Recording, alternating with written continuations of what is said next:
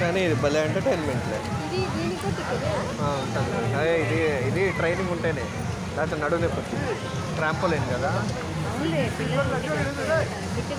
ఏయ్ come come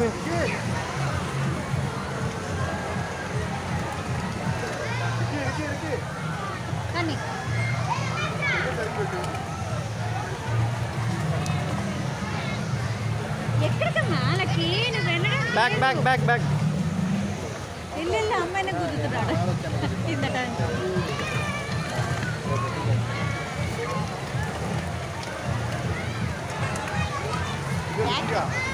పిచ్చివాడు